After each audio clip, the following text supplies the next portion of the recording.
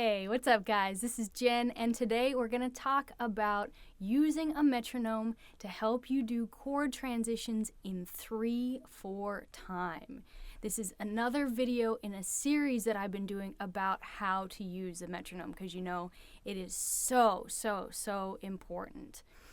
So the suggestion was that I take the same chord progression that I used in 4/4 and taught it to you in 3/4 with the metronome. So to start, I think we're just going to do A minor to C. Now remember, this is at 50.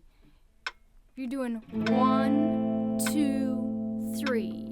1, 2, 3. 2, 3. 2, 3. If that's too fast for you, don't sweat it. Take it to eighths.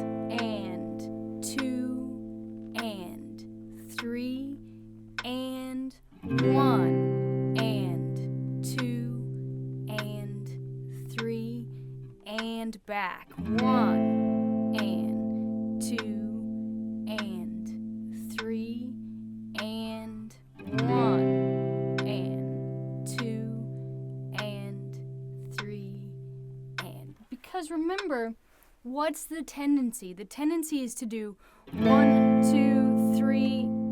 Hold on. Here, 1, 2, 3, 1.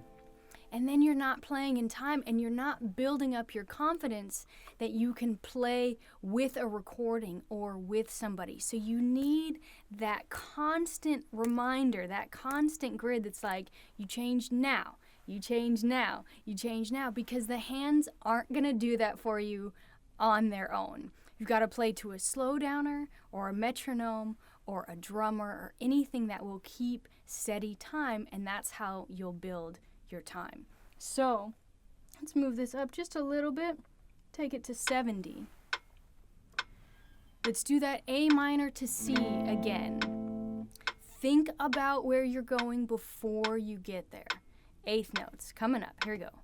3 and 1 and 2. Start moving. And 3 and here we go. 1 and 2 and 3 and 1 and 2. Start moving. See where you need to plant. 1 and 2 and 3 and back. Or if it's easier, do the quarter notes, but keep it in time. So 1, 2, 3. 1, 2, 3. 1, 2, 3. 1, 2, 3. 1, 2, 3. So it's really important that you go as slow as your slowest transition. Let's talk about another thing that can be very frustrating, is bar chords. We talked about this in the 4/4 video, so I'm doing the same kind of example here. A minor to F bar chord, but we're in 3. Let's slow it back down to 50. Let's do that eighth note, okay? So 1 and 2 and 3 and 1 and 2 and 3 and 1 and 2 and 3 and. So you see, I'm setting up way before I get there, right? That even though it sounds weird because all the strings get muted and it just doesn't sound it doesn't sound very clean, but the point is that you're getting set up for the next transition. And then as you move faster, that gap in between will slowly start to close. And that's the important thing. So for right now, just get your fingers there in time, even if it sounds a little bit sloppy. If you need to work on your chords outside of the time, then do that. Turn off the metronome, try to get the F as clean as possible, but without the metronome. But for right now, As long as you're planting and getting there when it's the one, or getting there with in whatever beat you want to hit, that's what we're going for, okay? And remember, it doesn't matter how many clicks you put in between. If you need a bunch of clicks, if you need 17 clicks in between a transition to get there in time, take that time, but be consistent. Don't do 14 once and then maybe 20 another time and then maybe 3 another time. You want to keep it steady so you learn, your hand learns, this is when we go, and you're learning about counting as well and feeling those measures go by. So now let's talk about doing a longer progression. Let's do A minor, C, G, to that F bar chord, okay? Got the metronome on 50. Let's take it as an eighth note click, and then let's take it as a quarter note click. So eighth note start with A minor. Here we go.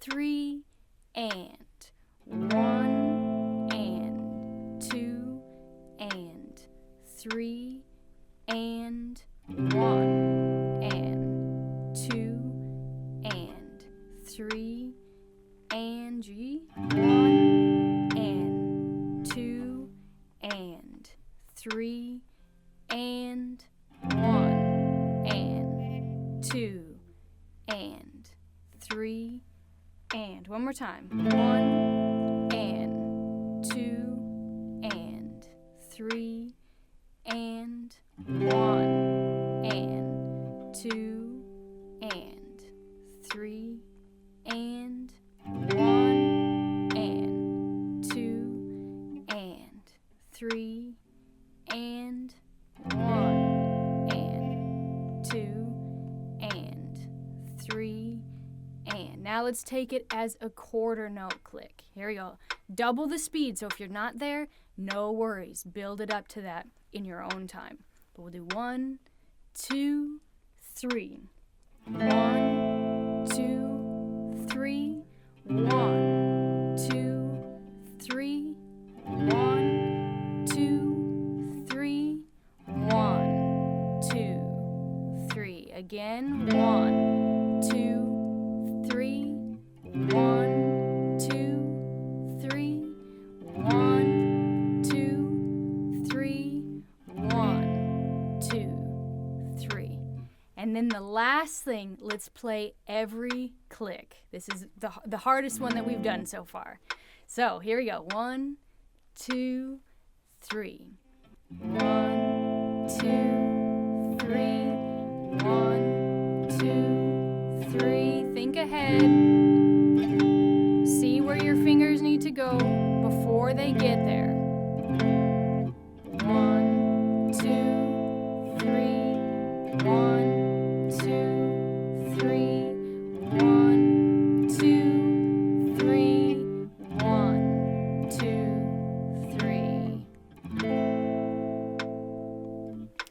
So you see how important it is, and you're gonna see real fast how good your transitions actually are when you line it up to that grid of the metronome. It's really so important that you do that. And the other thing, again, which we talk about in every metronome video, is I want you to push and log your tempos. So that's the other thing, is if you feel good at 50, tempo needs to come up until you don't feel so good anymore, until you go, okay, I'm really having to think about it. So let's just say we start on 50, one strum per, let's just say 3 clicks, bump it up to 70, bump it up to 80, bump it up to 83, and you go, okay, that's as far as I can go today, and that's when it starts to fall apart. Cool. Log that tempo, then the next day that you come back to practicing it, try to push it even further. Again, be mindful of pushing and keeping it clean, because it doesn't matter if you're going fast and it's sloppy, but you want to continually make yourself uncomfortable and make your fingers work a little bit harder. I think I said in the other video, it's like a treadmill. If you want to run faster, you've got to push that treadmill number up. You're not gonna get any faster if it's on 5 the entire time. You got to keep going just a little bit, just a little bit, just a little bit.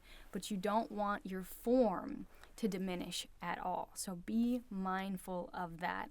I think that's it. Push and log your tempos. Find the click that's right for you. It doesn't matter how many or how little. What else? I think that's it. No ego with the click, because there's going to be some times where you're going to go slower than the day before or the week before. It doesn't matter. Just be where you're at every single day and you'll be fine. I promise. Some days you're going to go slower. There's lots of different factors as to why one day is good and another day is not so good. The important thing is that you are consistent and you keep coming back to it. I think that's it.